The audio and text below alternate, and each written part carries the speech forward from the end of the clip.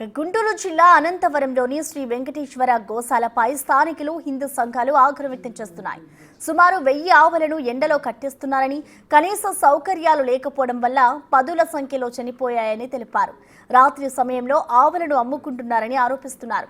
శివస్వామి సపోర్ట్తో ఆవులను హింసిస్తున్నారని చెప్తున్నారు. దీనిపై మరింత సమాచారాన్ని మా ప్రతినిధి సాయి అందిస్తారు.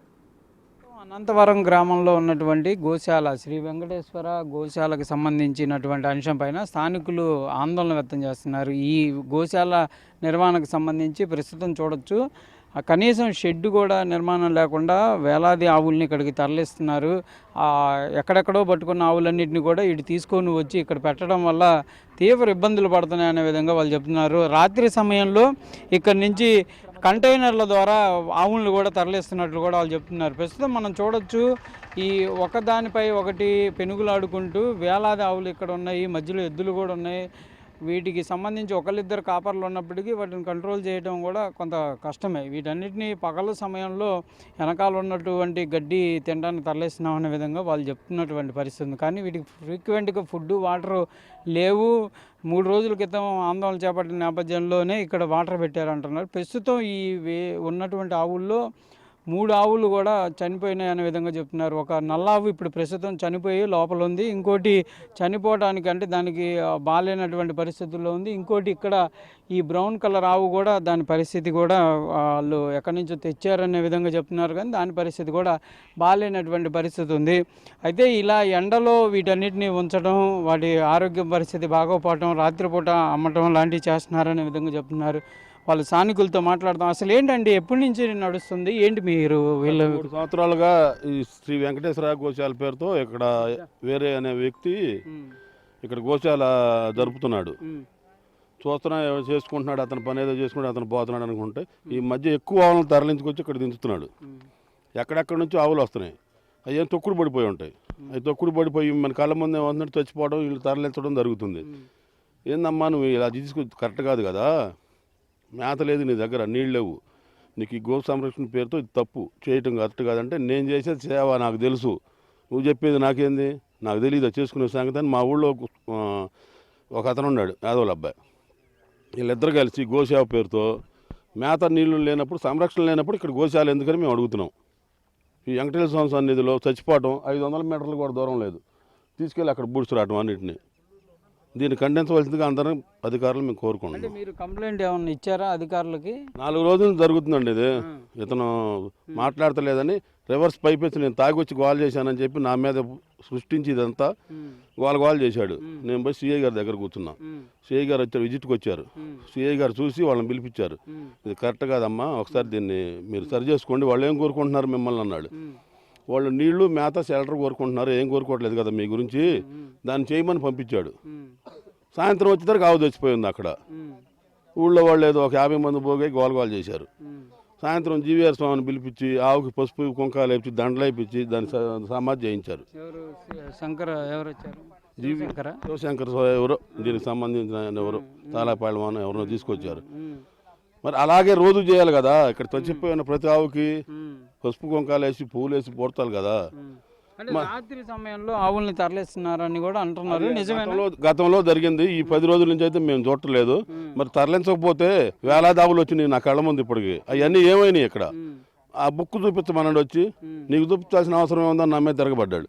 నేను గవర్నమెంట్కి లెక్క చెప్పుకుంటాను, నీకు చెప్పాల్సిన అవసరం ఏముందని అడిగాడు నన్ను. ఇప్పుడు నాకు తెలిసి 60-70 లారీలు వచ్చినాయి. ఈ 60-70 లారీలు ఇక్కడ ఉన్నాయా? అతను చూపించమని అడగండి, గవర్నమెంట్కి చూపిస్తాడు, ఎవరికి చూపిస్తాడో. దీని మీద చర్యలు తీసుకోవాల్సిందిగా మేము కోరుకుంటున్నాం. ఇది స్థానికులు కొంతమంది చెప్తున్నారు. మీరు చూస్తూ ఉంటారండి, ఎట్లాంటి పరిస్థితులు ఉంటాయి? చెప్పండి. మేము విశ్వ హిందూ పరిషత్ గుంటూరు జిల్లాకి మాకు ఈ గ్రామ ప్రజలు మాకు కంప్లైంట్ చేశారు, ఇలా గోవులు చాలా వస్తున్నాయి, వాటికి సరైనటువంటి ఏమి ఇక్కడ సదుపాయాలు లేవని మాకు గ్రామస్తులు చాలామంది కంప్లైంట్ చేయడంతో మేము ఇక్కడికి వచ్చాము. చూసాం ఇక్కడ అసలుకి ఎటువంటి నీడ లేదు, వీటికి ఎండ చాలా ఉంది, నీడ లేదు, నీళ్లు లేవు, అసలుకి గోవులకు ముఖ్యంగా నీళ్లు లేవు, గడ్డి కూడా లేదు.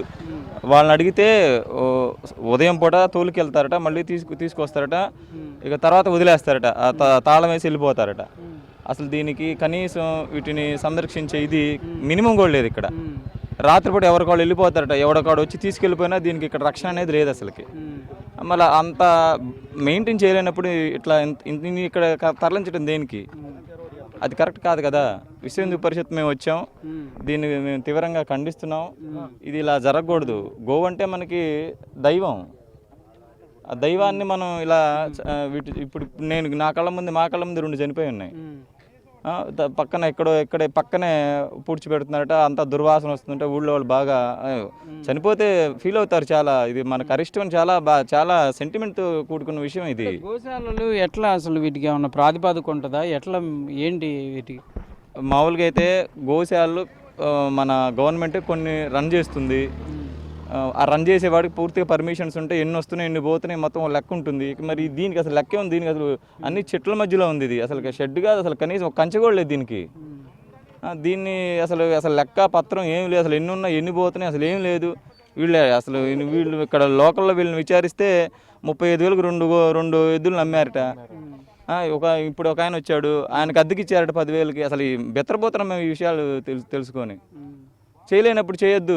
మీరు అనవసరంగా గోవుల్ని ఇచ్చేసి ఆ పాపాన్ని మీరు మూట కట్టుకోవద్దు. ఈ నిర్వాహకులు ఎవరైతే ఉన్నారో మీరు చేయాలనుకుంటే పర్ఫెక్ట్గా చేయండి, లేకపోతే మీరు వదిలేసేయండి. ఇప్పుడు ఏంటి ఎట్లా వీటికి ఏంటి ఇప్పుడు వీటిపైన ఎట్లా వెళ్ళాలని మీరు? మేము అధికారులను సంప్రదించి అసలు ఏం చేయాలనేది మేము ఒకసారి ఆలోచించి మొత్తం పైన అధికారులతో మాట్లాడి వీటిని చేస్తాం. వీటిని చేస్తాం. అధికారులతో ఒకసారి సంప్రదించి దీనికి ఏమైనా షెల్టర్ ఏర్పాటు చేస్తారా, లేకపోతే వీటిని మళ్ళీ వేరే గవర్నమెంట్ వాడికి తరలిస్తారా అనేది ఒకసారి మాట్లాడతాం. ఇప్పుడు యానిమల్ దానికి సంబంధించిన అధికారులతో మాట్లాడుతున్నాం. ఏం చెప్తారో చూద్దాం. జిల్లాకు సంబంధించిన అధికారులు. హలో, ఏమండి? నమస్కారం అండి. నమస్తే అమ్మా, చెప్పండి. నా పేరు మాధవ్ అండి, విశ్వ హిందూ పరిషత్ గుంటూరు జిల్లా కార్యదర్శిని. చెప్పండి. ఇక్కడ అనంతారం వచ్చామండి. వెంకటేశ్వర గోసేవ ప్రాంగణం అని ఇక్కడ ఏదో ఆ ఆవులు 18 ఆవులు చనిపోయినాయి నిన్న మొన్నని ఇన్ఫర్మేషన్ వచ్చింది మాకు. గ్రామస్తులు మాకు కంప్లైంట్ ఇచ్చారు, ఒకసారి మీరు పట్టించుకోమని. మీకు ఏమన్నా ఇది విషయం తెలిసిందండి? మా డాక్టర్స్ వెళ్ళారండి నిన్న. అమ్మాయి పెదపరుపు డాక్టర్ గారు వెళ్ళి వైద్యం చేయడం అవన్నీ జరిగింది. మా వాళ్ళు ఎవ్రీడే అక్కడికి వెళ్తున్నారు, ట్రీట్మెంట్ చేస్తున్నారు. ఇక్కడ స్థానికులు చెప్పడం అసలు డాక్టర్లు ఎవరు రావట్లేదని చెప్తున్నారు సార్. అది తప్పండి, ఎందుకంటే ఫోటోస్ షేర్ చేసింది అమ్మాయి మాకు డాక్టర్ గారు. ఇప్పుడు కాదు సార్, మేము ఇప్పుడు ఒక నిమిషం సార్, మేము ఇప్పుడు ఆల్రెడీ ప్రాంగణం దగ్గరే ఉన్నాం. ఆల్రెడీ 3 గోవులు ఇప్పుడు చనిపోయినాయి మా కళ్ళ ముందు. నేను ఇప్పుడు ఇమీడియట్ గా మా డాక్టర్ గారిని అడుగుతాను. అన్ని ఆవులకి చాలా దెబ్బలు తగిలినాయి, తీవ్రమైన దెబ్బలు ఉన్నాయి. అవి కనీసం దాని మీద టించర్ కానీ చిన్న ఫస్ట్ ఎయిడ్ కానీ లేదు. మేము లైవ్లో ఉన్నాం, లైవ్లో మేము చూసాం. అవి మేము వీడియోలు కూడా తీసుకున్నాం అన్ని. ఏమండి ఒక్క నిమిషం సార్, ఇది శ్రీ వెంకటేశ్వర గోసేవ ప్రాంగణం అనేది మీకు రిజిస్టర్ అయిందా? అవన్నీ అక్కడ లోకల్ డాక్టర్ గారిని అడగాలండి. మరి డాక్టర్ని మీరు పంపించారని చెప్తున్నారు కదా, డాక్టర్ని పంపించారని చెప్తున్నారు మీరు. మీరు పంపించేటప్పుడు మీరు అది రిజిస్టర్ కాదా చూసుకోలేదా, చెక్ చేయలేదా?